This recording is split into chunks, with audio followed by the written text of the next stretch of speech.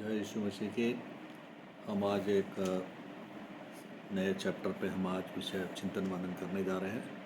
तो सभी विश्वासी लोगों को इस उपवास के कार्यकाल में उन सबको नमस्कार।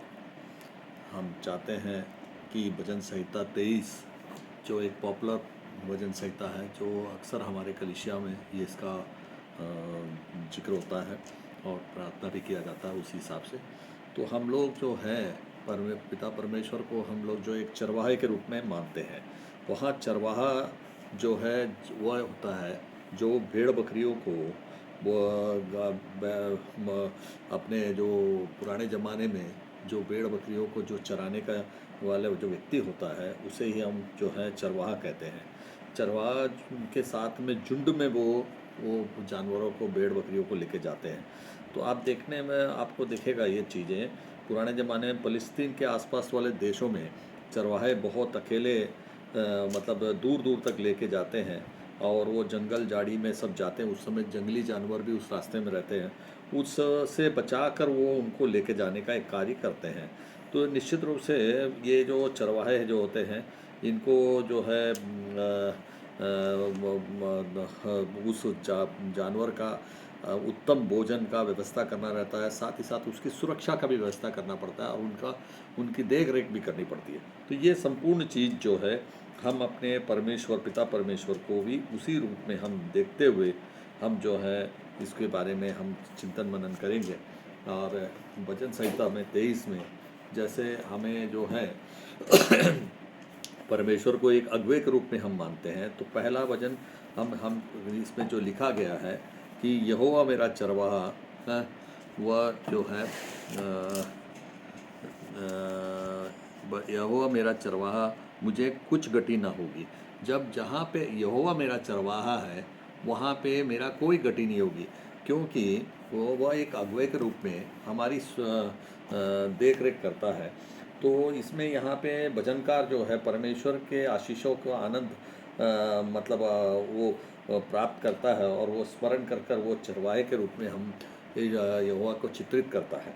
और जैसे आप इस संबंध में भजन संहिता 28 का 9 में हम पढ़ते हैं तो उसमें भी यही चीज़ सामने चरवाहे के बारे में बताता है कि क्या बोलता है, ये हो अपनी प्रजा का उद्धार कर और अपने निज भाग के लोगों को आशीष दे और उसकी चरवाही पर चरवाई कर और हम सदैव उन्हें संभाले रह। ये जो है चरवाहे के विषय में जो है परमेश्वर को एक उत्तम चरवाहे के रूप में हम मानते हैं। मानकर हम जो है उसे आगे विषय इस पर हम चिंतन मनन करते हैं। तो ये देखते हैं कि चरवाहे पे पास में जो भेड़ बकरियों को चराने का जो एक अनुभव होता है वो शायद किसी के पास नहीं था, एक साधारण व्यक्ति नहीं ले कर पाता। इसीलिए परमेश्वर जो है हम लोगों को एक चरवाहे के रूप में हम चलते हैं और हम उनके पीछे एक हम पूरे विश्वास के साथ उनके साथ चलते हैं ताकि वो हमें मालूम है कि वो सही रास्ते में। जैसे हमें कोई कमी बेसी रही तो उसकी पूर्ति भी वही करेंगे। तो जो आज हमें जो पूर्तियाँ हो रही है वो उन्हीं के बदौलत हो रहा है, तो हमारे बदौलत नहीं हो रहा है। तो हम अपने को मालूम नहीं है कि हमें अगले मिनट में हमें क्या ज़रूरत है, तो वो परमेश्वर अपने आप ऑटोमेटिकली हमें चराता है। तो इसीलिए हमें वो जो चीज़ें वो हमें दिलाता भी है। तो ये जो है इसीलिए एक उत्तम चरवाहे के रूप में हम परमेश्वर को यहाँ मानते हैं। दूसरा, वह मुझे हरी हरी चराई में बैठाता है और मुझे सुखदायी जल के झरने के पास ले चलता है। साथियों, यहाँ पे चरवाहा जो है अपने भेड़ बकरियों को ये हरी हरी और कोमल जो घासें होती है उनके पास ले आता है और शुद्ध पानी जहाँ पे मिलता है वहीं पे उनको पानी भी पीने के पहुँचाता है। तो ये जो परमेश्वर जो है हमें जो है उसी तरह से हमारे जीवन की आवश्यकताओं की पूर्ति के हिसाब से हमें जो है जो ज़रूरत है वो जैसे भोजन का होगा या नहीं तो मकान का होगा या वस्त्र का होगा या धन का होगा, जो भी आपूर्ति हमें जो करना है वो समय समय पर हमको जो है वो करता है और हम उसके कारण हम जो है जो है मतलब वो उस हरी हरी चराई से हम लोगों को ले आके हमको पूर्ति करता है, ताकि हमें किसी प्रकार की कमी ना हो। और साथ ही साथ शुद्ध जल में हमको वहाँ पहुँचाता है झरने के पास में। ये उस बात का आशीष का प्रतीक है कि हमें जो है किसी प्रकार का जो अनुग्रह जो हमें मिलना है, वो अनुग्रह हमें जो आशीष हमें जो है वो हमें वहाँ पे दिलाता है, जिससे हम जो है अपने आप को जो है मतलब एक शांति से हम अपने चैन से उस झरने के पास में हम बैठ पाते हैं। और आज जो हम जा रहे जो शांति और समाधान के साथ हम लोग अपनी ज़िंदगी जीते हैं, तो उसका एक कारण वही है। आप भजन संहिता 103 का 5वें में हम पढ़ेंगे तो वहाँ पे भी ये लिखा है कि वही जो तेरी लालसा को उत्तम पदार्थों से तृप्त करता है। हमारे को परमेश्वर जो है हमेशा उत्तम पदार्थों से हमें तृप्त करेगा, अच्छी चीज़ों से हमें तृप्त करता है, हमें जो है कोई चीज़ की कमी ना होने नहीं देता है। तो हमें उनके साथ हम जुड़ के चलते हैं और हमें उत्तम पदार्थों से वो हमें तृप्त करके चलता है, जिससे हमें चिंता नहीं रहता है। और हमें जो है उनके एक अच्छी चरवाही में हम अपनी हमें जो है एक अच्छी नौकरी हमें प्रदान होता है, अच्छा रोजगार प्राप्त होता है, और उसके हिसाब से हम अपने आप को पूरा करते हैं। इसी प्रकार तीसरे इसमें लिखा है, वह मेरे जी में जी लाता है और धार्मिकता के मार्गों पर वह अपने नाम के निमित्त मेरी अगुवाई करता है। आप हमें मालूम है कि परमेश्वर जो है हमें हमारी जो है जो हम भेड़ के जो झुंड होता है, वह झुंड जो है भेड़ का, वह जो है मतलब पाप को किसी रास्ते में जाता है, किसी गड्ढे में ना गिर जाए, इसका चरवाहा विशेष ख्याल रखता है। तो वैसे ही परमेश्वर हमको जिंदगी के इस संसारिक ज़िंदगी में हम अपनी धार्मिकता से हटकर जब चलते हैं, तो हमें जो है पाप के गड्ढे में हम गिर जाते हैं। तो पाप के गड्ढे से हमें क्षमा करते हुए हमें पुनः वापस हमें पुनर्स्थापना करना का काम भी परमेश्वर हमें करता है, और जिसके कारण से हम जो है आज स्वतंत्र रूप से हम निष्पाप होकर हम चल पाते हैं। पर जिस प्रकार से ये वचन कहता है कि 99 भेड़ 100 भेड़ में से एक भेड़ भी यदि खो जाए, तो 99 भेड़ को वहीं छोड़कर उस एक भेड़ की खोज में परमेश्वर निकलता है और उसे ढूंढ कर लाता है। यानी कि वो जो चरवाहा अपने भेड़ों को छोड़ता नहीं है, वो उसकी पूरी ख्याल रखता है। उसी प्रकार परमेश्वर भी हमारा पूरा ख्याल रखता है, और हमें जो है पूरी तरह से हमें बहुत मूल्यवान समझते हुए हमें जो है वो लेके चलता है, और हमें खोज कर वो लेके आता है। इस तरह से हम कि हमें जो एक दर्शन हमें जो के लिए हम प्रार्थना करते हैं, हम एक महत्वपूर्ण व्यक्ति के रूप में हमें वो निर्णय कर हमें आगे लेके चलता है। तो हमें उस प्रार्थना के अंदर, उस धार्मिकता के अंदर हमें जीना है, जिससे कि हमारा इस सांसारिक ज़िंदगी हमें तृप्त होकर हम धार्मिकता में चल पाए, ताकि निष्पाक होकर हम लोग अपनी जीवन को व्यतीत कर पाए। चौथे में ये कहता है, चाहे घोर अंधकार से भरी हुई मृत्यु की तराई से होकर चलो तो भी हानि से नहीं डरो, क्योंकि तू उस मेरे साथ रहता है, और तेरे सोटे और लाठी से मुझे शांति मिलती है। यहाँ पे हम देखते हैं कि इस संसार जिस ढंग से एक चरवाहा अपने भेड़ बकरियों को घोर अंधकार रात में भी वह जो है उसको अपने एक संभाल के उसे अपने एक घेराबंदी करके एक अपने जिस जगह पे उसे इकट्ठा करना उस ढंग से उसको इकट्ठा करके उसको रखता है, ताकि कोई जंगली जानवर उसे ना पकड़ पाए।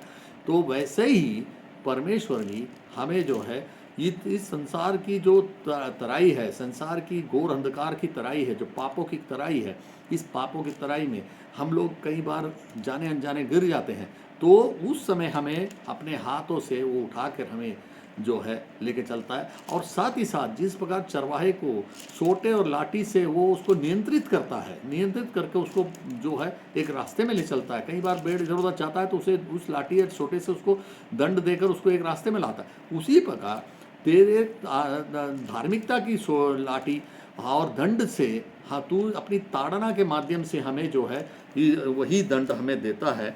जैसे हाँ, इब्रानियों की किताब में हम पढ़ते हैं कि प्रभु जिससे प्रेम करता है उसे ताड़ना भी करता है, जिसे पुत्र बना लेता है उसको कोई मतलब अलग नहीं कर सकता है। तो ये जो व्यक्ति को परमेश्वर प्रेम करता है, वो उसको अपना पुत्र मानता है और उसको ताड़ना देता है, उसको दंड देता है, ताकि जो है वो गलत रास्ते में जा ना पाए। यही भजनकार दाऊद जो है अपने इस लाठी और सोटे की से हमें शांति मिलती है। तू तेरी ताड़ना से हमें शांति मिलती है, तेरी दंड से हमें शांति मिलती है। क्यों हम कई बार भटक जाते हैं, हर क्षण में हम भटक जाते हैं, उस क्षण से उनमें से तू हमें बचाते रहता है। तो अगला जिसमें हमको पाँचवा, तू सताने वालों के सामने मेरे लिए मेज बिछाता है, तूने मेरे सिर पर तेल मलाया और मेरा कटोरा उमड़ रहा है।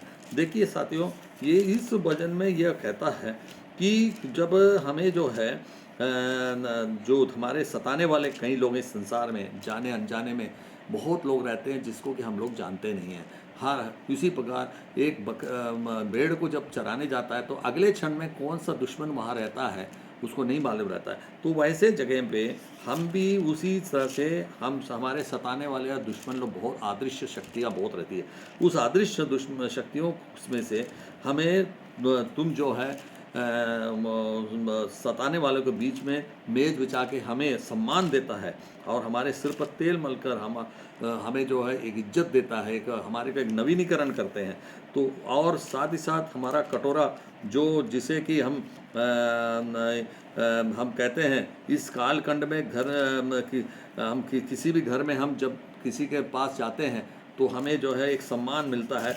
वो सम्मान तूने हमें जो है इस संसार में दिया है और उस जो कि एक बहुत बहुमूल्य है कि हम सम्मान के साथ और इज्जत के साथ धार्मिकता के साथ हम जीते हैं। परमेश्वर अपने आशीषों की प्रचुरता को हमें जो कटोरा में डालकर हमें देता है, जिससे कि हम इससे ये साबित होता है कि परमेश्वर के लिए हम एक एक व्यक्ति बहुत ही अमूल्य है। और साथ ही साथ आप इसमें अगला पॉइंट, निश्चित भलाई और करना जीवन भर मेरे साथ बनी रहेगी और यहोवा के धाम में मैं सर्वदा वास करूँगा। साथियों, यहाँ पे हमें जो है जिस तरह से हम कोई किसी भी तरह से हम गलत रास्ते में रहते हैं तो हमें जो है आपका जो आशीष और कृपा हमारे ज़िंदगी में जीवन भर हमारे साथ रहता है। यदि हमारा शत्रु हमारा कोई नुकसान भी करता है तो उसे पहुंचाने की कोशिश आप नहीं करते हैं, उसको दूर रखते हैं। अपने उस शत्रुता को आप अपनी शत्रुता मानकर उससे युद्ध आप करते हैं। जब हम तुमसे प्रेम करते हैं, तुमसे हम तुम्हारा दया और आशीष हमको मिलता है तो निश्चित रूप से ये साबित होता है कि हमारे को जो नुकसान पहुंचाता है उनको जो है तू अपना शत्रु मानकर उनसे युद्ध करता है। ये हमारे लिए बहुत बड़ी बात है और जिसके कारण से आज हम संसार में स्वतंत्र और निश्चित होकर और इज्जत के साथ जी पा रहे हैं। यहोवा के धाम में हम सर्वदा वास करेंगे। ये हमारा अंतिम जो वास है वो यहोवा के अनंत काल के स्वर्ग में है। उस जगह पर हम जो है तेरे साथ में रहेंगे और क्योंकि तू शांति और आराम और हमारे को जो देता है और जो हमें जो सही रास्ते में लेके चलता है और हम तेरे एक अच्छे चरवाहे के अंडर में हम अपना एक पूरा जीवन यापन करते हैं तो निश्चित रूप से तेरा अनुकरण करके हम जब जीते हैं तो तेरी आशीष के कारण से हम तेरे स्वर्ग के धाम में हम पहुंच जाते हैं। और इस तरह से हम ये कह सकते हैं कि हमें जो है एक उत्तम चरवाहा हमारे परमेश्वर के रूप में हमें प्राप्त हुआ। यही हमारी वास्तव में हमारा इस जो 23 नंबर वचन से हमको भजन संहिता में हमें याद होता है कि हमें एक अच्छे चरवाहे के रूप में एक अच्छे परमेश्वर हमें ख्याल करता है और हम उसका पूरा हम आनंद उठाते हैं। और वरना इस तरह से हमें हमेशा पिता परमेश्वर हमें जो है तेरा एक चरवाहे के रूप में हमारी को आशीष प्रदान करे, हमें तेरा कृपा रखे, तू हमें तेरे साथ हमें लेकर चले। यही हम आपसे प्रार्थना करते हुए मैं अपनी वाणी को विराम देता हूँ।